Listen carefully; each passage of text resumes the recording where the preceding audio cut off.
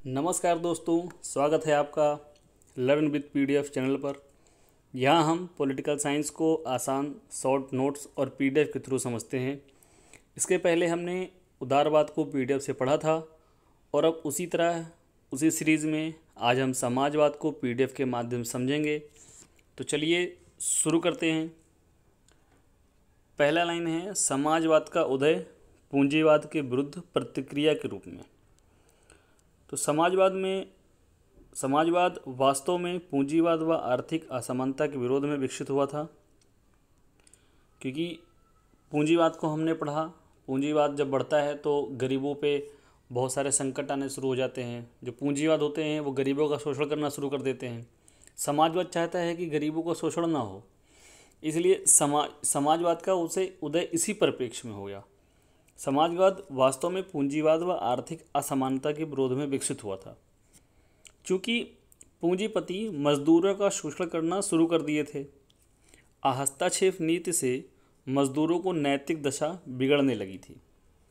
समाजवादी मानव से अधिक समाज को महत्व देते थे। समाजवाद परंपरा को दो भागों में विभाजित किया गया है। पहला था कार्ल मार्क्स एंगल्स से पूर्व विचारक और कार्ल मार्क्स और अनुयायी के परंपरा। ठीक है, तो पहला हम देखेंगे कार्ल मार्क्स और एंगल्स के पूर्व विचारक। इनके पूर्व के लेखकों में sir Thomas mayor,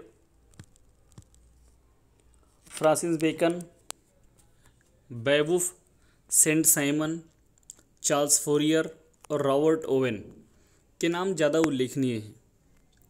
Saint Simon 1760 से 1825 में कहा कि उत्तराधिकार की संपत्ति का समर्थन नहीं करना चाहिए।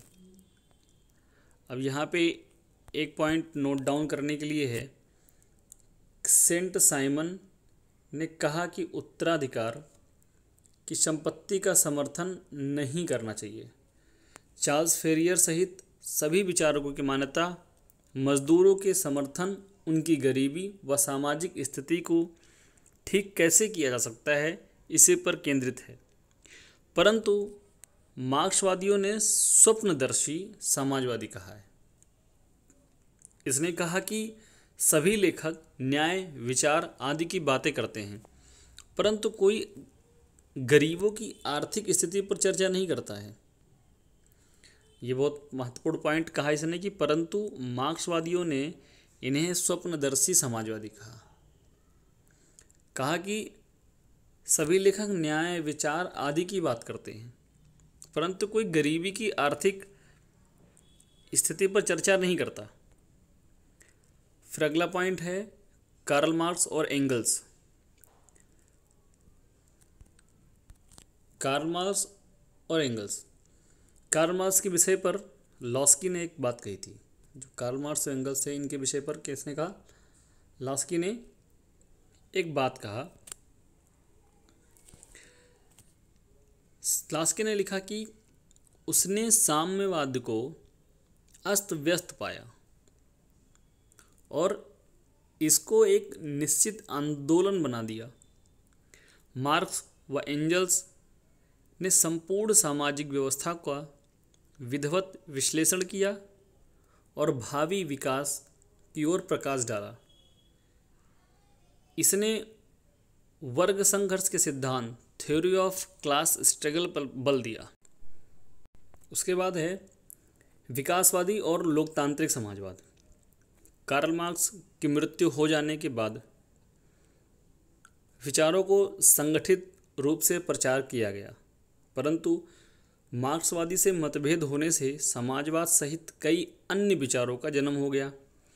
जैसे समाजवाद को लोकतांत्रिक समाजवाद, राजकीय समाजवाद, समविष्ट विकासवादी समाजवाद कहा जाने लगा। जब महत्वपूर्ण बात है, जब कार्ल मार्क्स की जब मृत्यु हो गई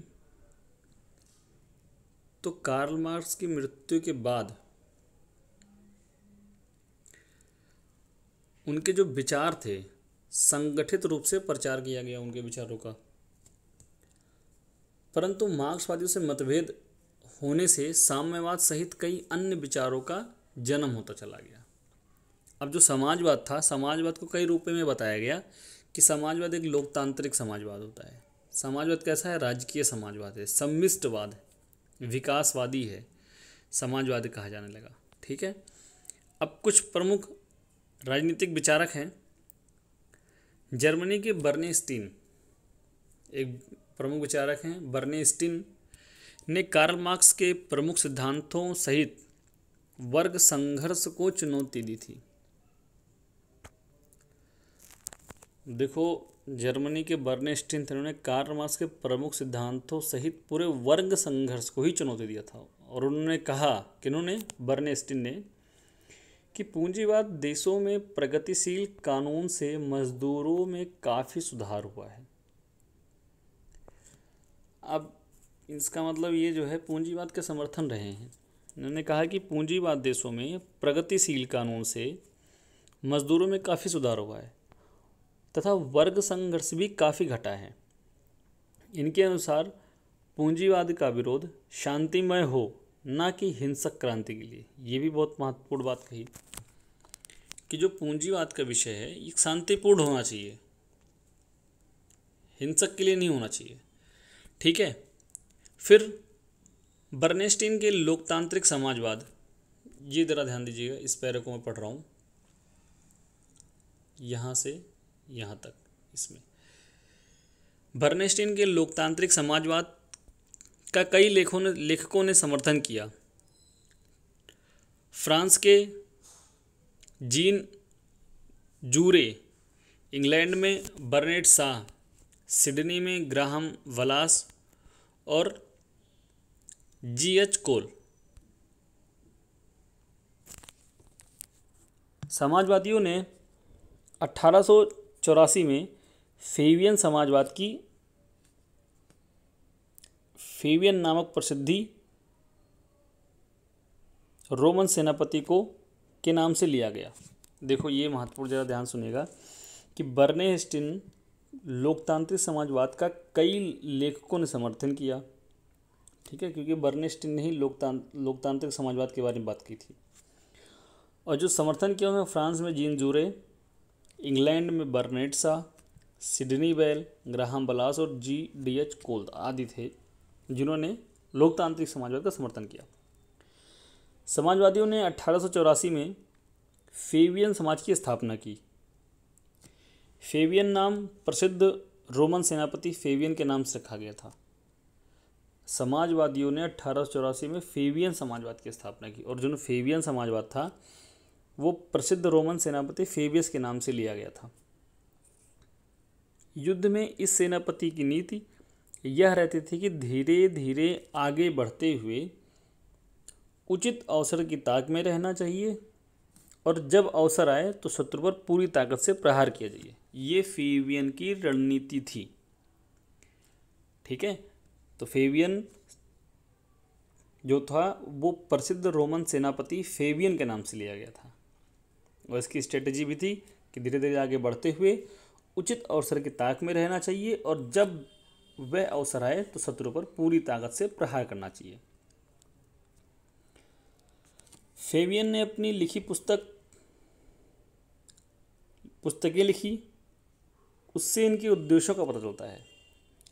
जो फेबियन की जो पुस्तक थी उससे ये पता चलता है कि जो फेबियन का उद्देश्य था, किस स्ट्रेटजी पे फेबियन काम कर रहा था।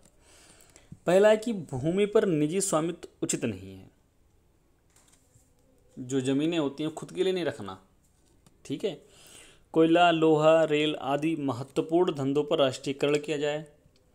श्रमिकों के लिए शिक्षा, आवास और चिकित्सा का विस्तार किया जाए। 3 चीज़ें जो दिखी फेबियन की पुस्तकों में से वो यही रहा था। कोयला, लोहा, रेल आदि के जो महत्वपूर्ण धंधे हैं उस पर राष्ट्रीयकरण कर दिया जाए और जो श्रमिक हैं उनके लिए शिक्षा, आवास और चिकित्सा का विस्तार किया जाए। भूमि पर निजी स्वामित्व नहीं है, इसके बारे में उन्होंने बताया।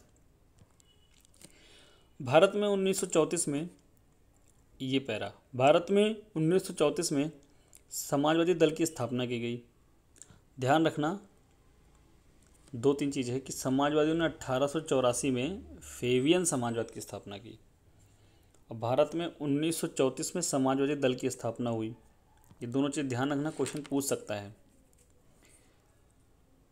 इस दल के सदस्यों में आचार्य नरेंद्र देव, पटवर्धन, जेपी नारायण, लोहिया के नाम उल्लिखित हैं। समाजवादी दल कौन कौन थे? नरेंद्र देव, पटवर्धन, जेपी नारायण, लोहिया के नाम उल्लिखित है। जेपी ने अपनी पुस्तक समाजवाद क्यों, ये इंपॉर्टेंट है, जरा ध्यान रखना है कि जो समाजवाद क्यों, ये किसकी पुस्तक है? जेपी की पुस्तक है। में आर्थिक व सामाजिक पुनर्निर्माण का सिद्धांत का समर्थन किया है। इसी बीच डॉक्टर लोहिया ने विकेंद्रित अर्थव्यवस्था का समर्थन किया। ठीक है। समाजवाद की परिभाषा समाजवाद है क्या, किस सिद्धांत पे समाजवाद काम कर रहा है, उसकी परिभाषा क्या है? कई विचारकों ने अपने अपने थॉट से, अपने अपने विचार से कई प्रकार की जो है परिभाषाएं दी। तो एच ब्लेड, इनका पूरा नाम पीएच ब्लेड है शायद, एच ब्लेड, समाजवाद का अर्थ उत्पादन और वितरण के साधनों को समाज के नियंत्रण में लाया जाए ताकि समाज के सभी सदस्य उन साधनों का लाभ उठा सके। ये एच ब्लेड ने कहा समाजवाद की परिभाषा को, कि उत्पादन और वितरण के जो साधन होते हैं उनको समाज के नियंत्रण में लाया जाए ताकि समाज सभी सदस्य उन साधनों का लाभ उठा सके। दूसरा, रॉबर्ट ने कहा कि समाजवादी कार्यक्रम का केवल यह लक्ष्य है कि भूमि तथा उत्पादन के अन्य सामान साधनों पर समाज का अधिकार कायम किया जाए। दूसरे शब्दों में, उसका उपयोग जनता द्वारा जनता के लाभ के लिए किया जाए, है ना। अब समाजवाद की परिभाषा एच ब्लेड, रॉबर्ट, इन दोनों का लगभग सेम ही लग रहा है, क्योंकि वो भी उस समाज के बारे में बात कर रहे हैं कि लगभग चीज़ें जो होनी चाहिए वो राष्ट्रीयकरण किया जाए। बेसिकली समाज के लिए ही होना चाहिए, समाज के नियंत्रण में ही होना चाहिए। और यही रॉबर्ट कहते हैं कि जो भी उत्पादन साधन होते हैं उनका उपयोग जनता द्वारा जनता के लाभ के लिए ही किया जाए पूरी तरह से।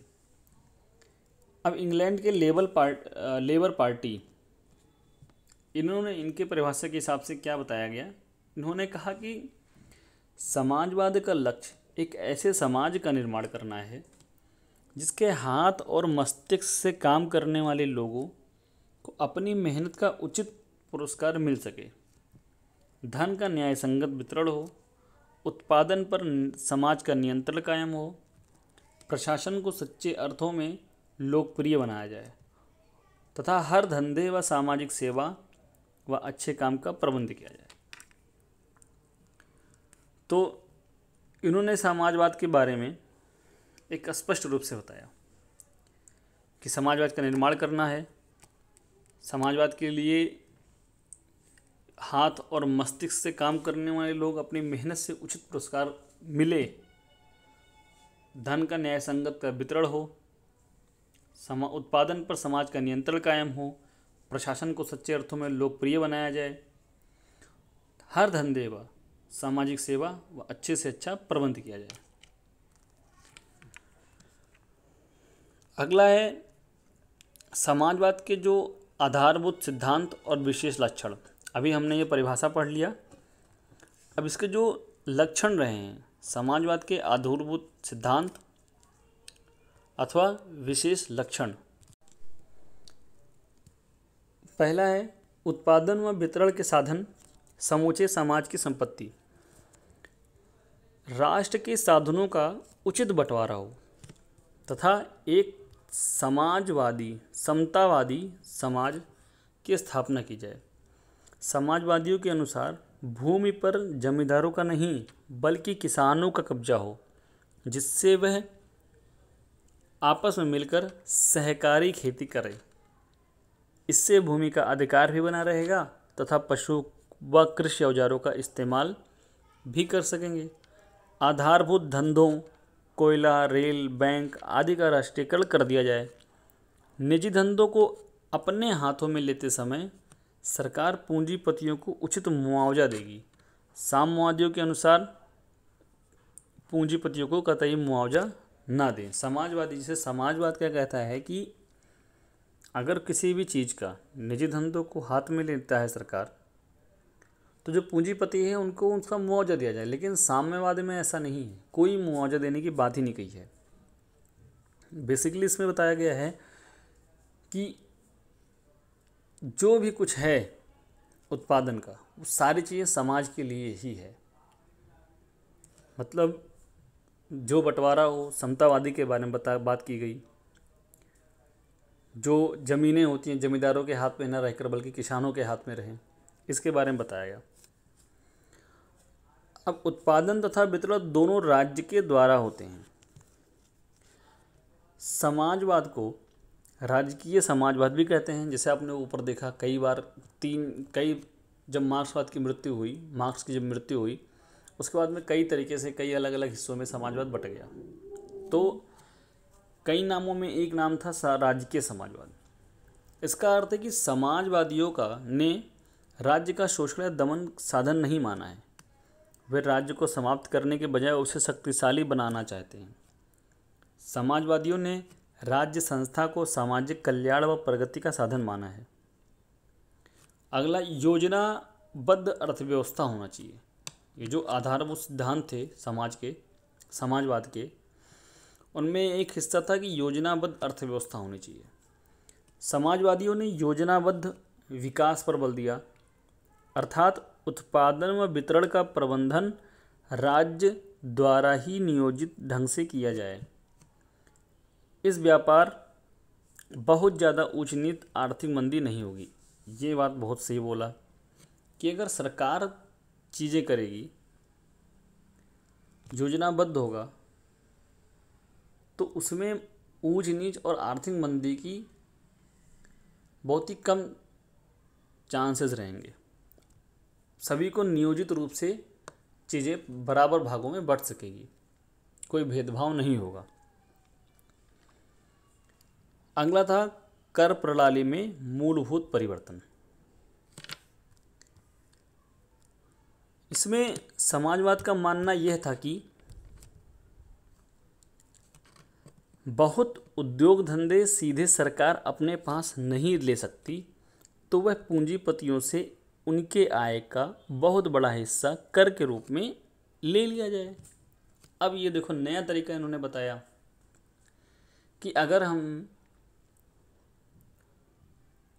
जो बड़े बड़े धंधे हैं, बड़े उद्योग हैं, अगर सरकार उनको अपने पास से प्रॉपर तरीके से नहीं चला सकती, तो कहना है कि जो बड़े धंधे हैं ना, उन धंधों को उठा के हम पूंजीपतियों के हाथ में दे दें और पूंजीपतियों से हम उनकी कमाई का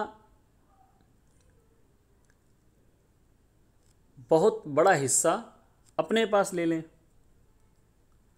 जो उसके हिसाब से टैक्स के रूप में हम ले सकते हैं। इसके बारे में बताया कि जो कर प्रणाली के मूलभूत परिवर्तन किया जाए। भाई सरकार के पास है, धंधा नहीं चलाएगी तो वो क्या करेगी, पूंजीपति को दे देगी। पूंजीपति जैसे बड़े रकम ले लेगी, वो भी प्रॉफिट कमा रहे हैं, इधर सरकार भी एक बड़ा हिस्सा कर के रूप में ले लेती है और उसका भी काम चलता रहता है और वो पैसे फिर समाज के लिए प्रयोग में लाए जाते हैं। पांचवा है राज्य के लोकहितकारी कार्य। अब समाजवादी राज्य शिक्षा व्यवस्था, चिकित्सा व आर्थिक सुरक्षा क्षेत्र में नागरिकों को अनेक सुविधाएं जुटाते हैं। इंग्लैंड में 1945 व 1964 से लेकर लेबर पार्टी की सरकार ने लोकहितकारी कार्यक्रम लागू किए और बेरोजगारों और बूढ़े लोगों को दिए जाने वाले भत्तों में वृद्धि कर दी गई। एक विशेष के बारे में बताया जा रहा है, लोकहितकारी कार्य। राज्य के लोकहितकारी को आधार बनाकर इंग्लैंड में 1945-64 में लेबर पार्टी की सरकार ने कैसे काम किया, कैसे कार्यक्रम लागू किए और बेरोजगार और बूढ़े लोगों के लिए कैसे काम किया, उसके बारे में वर्णन करता है। समाजवादी बताता है कि समाजवादी राज्य शिक्षा व्यवस्था, चिकित्सा और आर्थिक सुरक्षा क्षेत्रों में नागरिकों को अनेक सुविधाएं जुटाने का काम करती है। जैसे कि इंग्लैंड में 1945 और 1949 में लेबर पार्टी की सरकार ने किया था। छठा है शांतिपूर्ण, संवैधानिक और लोकतंत्रीय साधन, जो सबसे महत्वपूर्ण है, सबसे महत्वपूर्ण है। समाजवाद में विश्वास रखने वालों को एक संगठन बनाना, उसका प्रचार करना, चुनाव में विजय होने पर ऐसी नीतियां बने जिससे शोषण का खात्मा हो सके। ठीक है, तो इसमें बेसिकली बताया गया है कि समाजवाद का जो उद्देश्य है काम करने का, समाजवाद में विश्वास रखने वालों को एक संगठन बनाना चाहिए, उसका प्रचार करना चाहिए। अगर वो चुनाव में जीतते हैं तो उन्हें ऐसी नीतियां बनानी चाहिए जिससे गरीब, शोषित वर्ग, इनका एक खात्मा हो सके। समाजवादी सरकारें आर्थिक समानता स्थापित करने का प्रयास करेंगी, क्योंकि आर्थिक समानता के बिना राजनीतिक स्वतंत्रता का कोई मूल्य नहीं है। बहुत महत्वपूर्ण बात।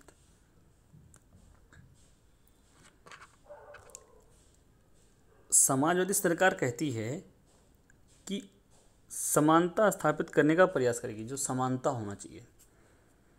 अगर आर्थिक समानता नहीं है ना, तो राजनैतिक स्वतंत्रता का कोई मूल्य नहीं है।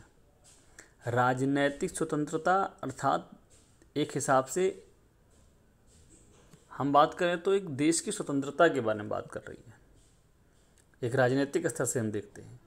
लेकिन उस देश के अंदर बड़े पूंजीपतियों द्वारा गरीबों को एक बंधक के रूप में रखना, और वो गरीब देश स्वतंत्र होने से स्वतंत्र नहीं है, वो गरीब है इस नाते से वह गुलाम है।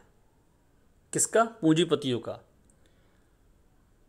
तो इसमें यही बात की गई है कि आर्थिक समानता स्थापित करने का प्रयास करना चाहिए, और आर्थिक समानता के बिना राजनैतिक समानता का कोई मूल्य नहीं है। बहुत बढ़िया बात कही उन्होंने। अब उदारवाद और समाजवाद में अंतर, क्योंकि अगर हम देखें तो जो उदारवाद है और समाजवाद है वो लगभग मिला जुला लग रहा है। जैसे लग रहा है उदारवाद समाजवाद एक ही बात पर बल देते हैं, क्योंकि उदारवाद बेसिकली स्वतंत्रता का ही व्यक्तित्व बता रहा होता है। अब देखते हैं, उदारवाद का केंद्र बिंदु व्यक्ति है, जबकि समाजवादियों ने सामाजिक हित पर अधिक बल दिया है। उदारवाद बताता है व्यक्ति के बारे में और समाजवादी ने सामाजिक हित पर बात की है। उदारवाद ने निजी संपत्ति को स्वीकारा है। उदारवाद में बताया गया था कि जो निजी संपत्ति होगा, राज्य की हस्तक्षेप ना हो, व्यक्ति की निजी संपत्ति हो। इसमें क्या होता है कि व्यक्ति की अगर निजी संपत्ति रहेगी तो उसका देखभाल, उसकी जिम्मेदारी वह बहुत ही पूर्ण ईमानदारी से करेगा। खुद के सामान की सुरक्षा हर व्यक्ति पूरी ईमानदारी से करता है, खुद के खेत की सुरक्षा बहुत ईमानदारी से करता है, अधिक से अधिक अनाज बनाने का प्रयास करता है। तो उदारवाद में इसी बात की गई थी कि निजी संपत्ति के बारे में स्वीकार किया गया था। निजी संपत्ति अर्थात खुद की ज़मीन, किसी के नियंत्रण में नहीं, जिसका है खुद की ज़मीन होना। यदि व्यक्ति उन्नति करेगा तो उसके साथ देश भी उन्नति करेगा, इस सिद्धांत के बारे में बताया गया है।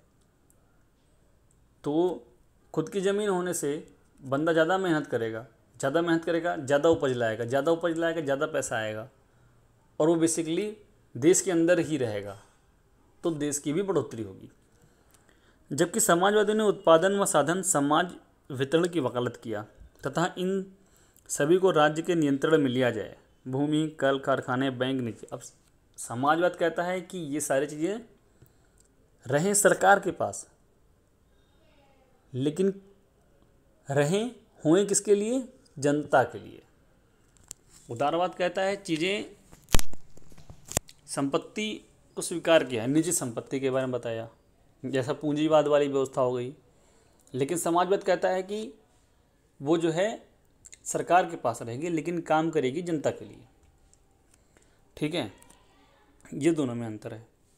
उदारवाद प्रतियोगिता पर बल दिया है, जबकि समाजवाद ने योजनाबद्ध अर्थव्यवस्था पर बल दिया है। इन दोनों में भी अंतर है। अभी हमने ऊपर पढ़ा कि समाजवाद कहता है कि हमें एक योजनाबद्ध अर्थव्यवस्था बात करनी चाहिए, जिसमें प्रत्येक व्यक्ति को समान रूप से सरकारी अनुदान, सरकारी योजना का लाभ मिल सके। जबकि उदारवाद प्रतियोगिता अर्थात कंपटीशन पर बल दिया। वो कह रहा है कंपटीशन होना चाहिए और वह कंपटीशन व्यक्ति को आगे बढ़ा देगा। उस प्रतियोगिता में एक दूसरे को आगे करते जाएंगे, जिससे देश भी आगे निकलता जाएगा। इन दोनों के बीच उन्होंने बताया भारत ने लोकतांत्रिक समाज को लक्ष्य अपनाया। अब इंडिया ने क्या किया, भारत ने क्या किया, लोकतांत्रिक समाजवाद का लक्ष्य अपनाया। 3-4 लोकतंत्र, राजनीतिक लोकतंत्र, समाजवादी लोकतंत्र, लोकतांत्रिक समाजवाद, ऐसे ऐसे मतलब कई प्रकार के समाजवाद के बारे में बात की गई थी। भारत ने लोकतांत्रिक समाजवाद का लक्ष्य अपनाया, राजकीय समाजवाद बताया गया था। ठीक है ना। India accepted democratic socialism as it goal. ठीक है।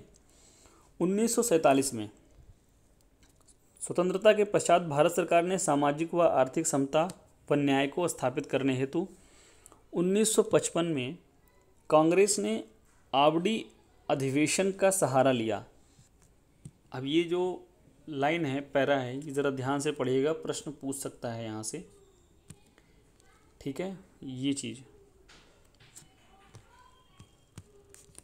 1947 में स्वतंत्रता के पश्चात भारत सरकार ने सामाजिक, आर्थिक तथा समता व न्याय को स्थापित करने हेतु 1955 कांग्रेस ने आवड़ी अधिवेशन का सहारा लिया था तथा नियोजित अर्थव्यवस्था के जरिए डीपीएसपी लागू किया गया था तथा 1976 में भारतीय संविधान में 2 शब्द जोड़े गए, धर्मनिरपेक्ष और समाजवाद। इस प्रकार भारत को समाजवादी गणराज्य भी घोषित किया गया। ठीक है। तो ये इंपॉर्टेंट चीज़ है कि 1947 में जो भारत स्वतंत्र हुआ तो 2 शब्द जोड़े गए थे 1976 में, धर्मनिरपेक्ष और समाजवाद। शायद ये 42वां संविधान संशोधन है, 42वां या 44वां संविधान संशोधन 1976-78, 1976 या 42वां है। कांग्रेस ने आवड़ी अधिवेशन का सहारा लिया था तथा नियोजित अर्थव्यवस्था के जरिए डीपीएसपी को भी लागू किया गया था। सरकार द्वारा अपनाई गई प्रमुख समाजवादी नीतियाँ, कई नीतियाँ हैं जो सरकार ने अपनाई, समाजवादी नीतियाँ अपनाई। भारत में मुख्य उद्योग, प्रमुख बैंकों, जीवन बीमा का राष्ट्रीयकरण किया जा चुका है। उद्योगों, बैंकों, जीवन बीमा का राष्ट्रीयकरण किया जा चुका है।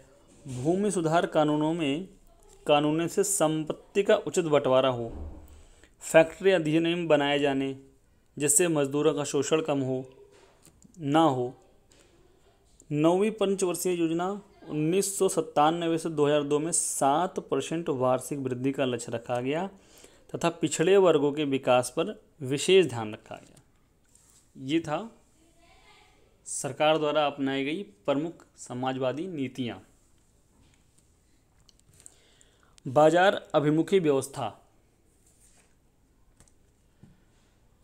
भ्रष्टाचार और अकुशलता के सार्वजनिक क्षेत्र के उपक्रमों का हालत खराब हुई।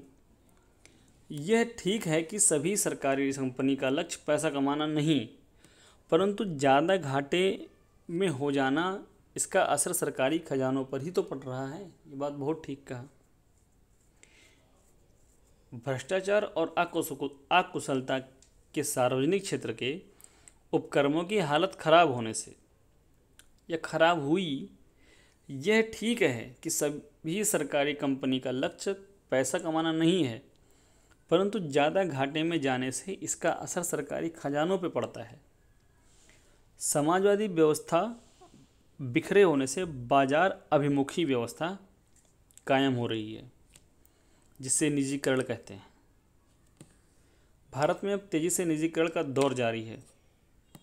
दिसंबर 1999 में संसद में बीमा नियामक विधेयक पास कर दिया गया, जिससे बीमा क्षेत्र में भी कंपनीज का रास्ता साफ हो गया। अब समाजवादी का मूल्यांकन करने की बारी आई। तो इसमें हमने देखा कि पहले समाजवाद का आधारभूत सिद्धांतों की चर्चा की गई। वास्तव में सिद्धांत समाजवाद को विशेषताओं का वर्णन करते हैं। इसमें कोई संदेह नहीं कि इस युग की जबरदस्त विचारधारा रही है। समाजवाद के समर्थन में मुख्य 3 दलीलें दी जाती हैं। पहला, पूंजीवाद। पूंजीवाद स्वभाव से ही समाज विरोधी है तथा समाजवादी व्यवस्था में सहकारिता, सामूहिक हित और सेवा की भावना सर्वोपरि है। पूंजीवाद में सब व्यक्तिगत सोचते हैं और सामाजिक नहीं सोचते हैं। दूसरा, सामाजिक आर्थिक समानता पर बल देता है तथा उत्पादन व साधनों का राज्य सभी को समान वितरण करेगा। पूंजीवादों को अधिक कर लगाकर उन राशियों को गरीब पर सही प्रयोग किया जा सकता है तथा उसका उपयोग सही लाया जा सकता है। सबको समान अवसर मिलेगा तथा सभी को श्रम करना होगा।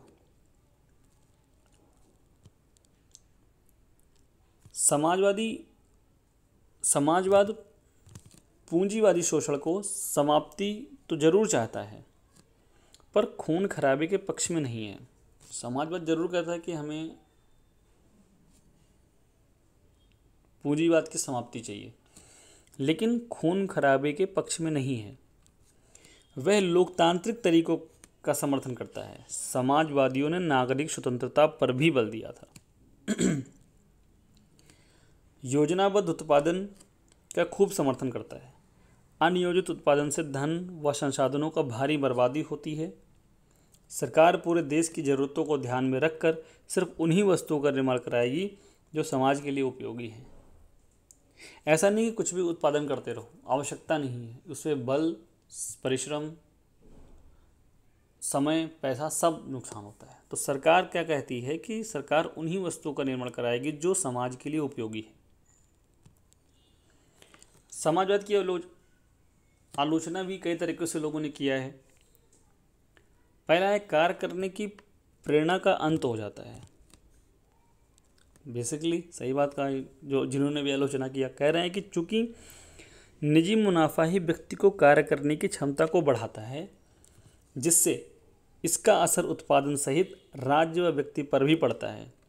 उत्पादन का नियंत्रण राज्य का होने से कार्य की प्रेरणा समाप्त हो जाएगी और इसका बुरा असर राज्य, व्यक्ति व उत्पादन पर भी पड़ेगा। सरकार सभी धंधों को भली प्रकार प्रबंध नहीं कर सकेगी, ये भी बात की गई। समाजवाद व्यवस्था में राज्य का कार्यक्षेत्र बहुत बड़ा हो जाएगा। सारी चीज़ें सरकार के हाथ में रहेगी, कार्यक्षेत्र बहुत बड़ा हो जाएगा, जिससे भ्रष्टाचार बहुत ज़्यादा हो जाएगी। प्रबंध में व्याप्त भ्रष्टाचार और अक्षमता से भारत में सार्वजनिक क्षेत्र के उपक्रमों का हालत खराब होगी। नौकरशाही का बोलबाला शुरू हो जाएगा। इस स्थिति में लोग अपनी शक्तियों का दुरुपयोग करना शुरू कर देंगे। लाल फीताशाही का बोलबाला रहता है, अर्थात फाइलें एक डेस्क से दूसरे डेस्क पर घूमती रहेंगी पर निर्णय कुछ नहीं हो पाता। इससे राष्ट्र के साधनों की बर्बादी होती है। चौथा बताया, स्वतंत्रता सीमित हो जाती है। राज्य के कार्यक्षेत्र के विस्तार का अर्थ व्यक्तिगत स्वतंत्रता कम हो जाना। हेयक के शब्दों में, हेयक ने बहुत बढ़िया बात कही कि पूर्ण नियोजन का अर्थ पूर्ण गुलामी, मतलब पूर्ण नियोजन अर्थात पूर्ण गुलामी। स्टेप बाय स्टेप पता होता है क्या क्या करना है, तो उसी के हिसाब से काम करते रहते हैं और उस हिसाब से गुलामी का ही हिस्सा हो जाता है। पूर्ण नियोजन होने से स्वतंत्रता कम हो जाती है तथा राज्य के दास बन जाते हैं, जबकि व्यक्ति राज्य का छोटा कलपुर्जा ही बनकर रह जाता है। ये हमने उदारवाद में पढ़ा है। उदारवाद और समाजवाद में अंतर है जो ऊपर आपने पढ़ा। व्यक्ति को राज्य का कलपुर्जा बन के नहीं रहना है, राज्य का एक हिस्सा है,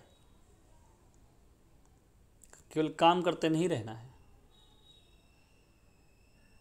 राज्य साध्य नहीं है, राज्य साधन है। अर्थात साधन और राज्य सभी प्रकार से अगर हम देखें तो बेसिकली इसमें बताया गया है कि जो राज्य होता है वो साधन होता है और राज्य के लिए व्यक्ति है, राज्य के लिए व्यक्ति है, ना कि व्यक्ति के लिए राज्य, है ना। फिर साम्यवादी आलोचना, ऊपर लिखी गई दलीलें उदारवादियों ने प्रस्तुत की है। साम्यवादियों ने समाज की कार्य पद्धति पर प्रहार किया। संसदीय और संवैधानिक उपायों के छोटे छोटे सुधार लाए जा सकते हैं, परंतु मौलिक परिवर्तन केवल क्रांति से ही आएगा। माओ त्से तुंग ने कहा कि सत्ता बंदूक की गोली से हासिल की जाती है। इनका अलग ही चल रहा है, साम्यवादियों का अलग ही चल रहा है। चलो भाई, उदारवादियों ने कुछ अलग तरीके से बताया, लेकिन साम्यवादी कह रहे हैं कि सत्ता बंदूक की गोली से ही हासिल की जाती है। अब इसका सार संक्षेप क्या है। बेसिकली समाजवाद का ऐतिहासिक परंपरा हमने पढ़ा। उसमें मैंने पढ़ा कि समाजवाद का उदय पूंजीवाद के विरुद्ध प्रतिक्रिया के रूप में हुआ। कार्ल मार्क्स और एंगल्स के पूर्व विचारक सर थॉमस मोर और रॉबर्ट ओवन आदि के बारे में हमने चर्चा की। कार्ल मार्क्स एवं एंगल्स ने सामाजिक व्यवस्था को विधिवत विश्लेषण किया, हमने इसके बारे में बात किया। फिर विकासवादी और लोकतांत्रिक समाजवाद, वर्नेस्टीन और जीन जूरे आदि विचारक, इंग्लैंड में बर्नेट शाह और GDH कोल आदि विचारकों ने फेबियन समाज की स्थापना की, आपने पढ़ लिया। भारत में प्रारंभिक समाजवादी विचारकों में नरेंद्र देव, JP नारायण और लोहिया भी उल्लेखित थे। फिर हमने पढ़ा समाजवाद की परिभाषा, उत्पादन और वितरण के साधनों को समाजवाद अर्थात राज्य नियंत्रण में लाया जाए ताकि समाज के सभी सदस्य उन साधनों का लाभ उठा सकें। समाजवाद के आधारभूत सिद्धांत और विशेष लक्षण के बारे में बताया गया। उत्पादन और वितरण के साधन समूचे समाज की संपत्ति है। दूसरा, योजनाबद्ध अर्थव्यवस्था। देखो, ये क्वेश्चन पूछ सकता है कि इनमें से कौन सा समाजवाद के आधारभूत सिद्धांत के विशेष लक्षण नहीं है।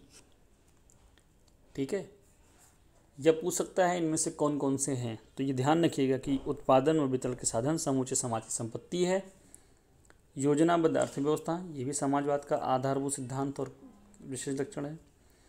कर प्रणाली में के मूलभूत परिवर्तन, राज्यों के लोकहितकारी कार्य, लोकतंत्रीय साधनों का प्रयोग। उसके बाद हमने पढ़ा भारत द्वारा अपनाई गई समाजवादी नीतियाँ। कौन कौन सी नीतियाँ थी आपने पढ़ाई। अनेक महत्वपूर्ण उद्योग, बैंकों और बीमा कंपनियों का राष्ट्रीयकरण, जमींदारों का उन्मूलन और भूमि सुधार कानून। समाजवाद का मूल्यांकन, समाजवाद आर्थिक समानता पर बल देते हैं, पर उसकी आधारों पर आलोचना की जाती है। जैसे कि समाजवाद में कार्य करने की प्रेरणा का अंत हो जाता है, भ्रष्टाचार फैलता है, नौकरशाही फलती फूलती है और स्वतंत्रताएं सीमित हो जाती हैं।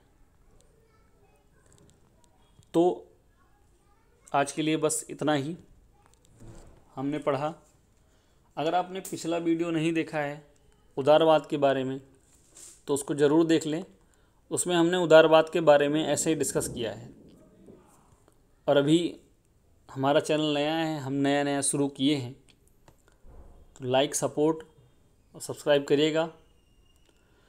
तो दोस्तों, आज हमने समाजवाद को PDF के थ्रू शॉर्ट नोट्स की तरह पढ़ा। उम्मीद है कि आपको ये लेक्चर आसान और समझने लायक लगा होगा। अगर वीडियो अच्छा लगा हो तो चैनल का नाम हमारे लर्न विद PDF है, इसको सब्सक्राइब करें, सपोर्ट करें और बेहतर है अगली बार हम और अच्छा करेंगे। अगली क्लास में हम अगला टॉपिक इसी तरह आसानी में पढ़ेंगे। बहुत बहुत धन्यवाद। जय श्री राम, भारत माता की जय।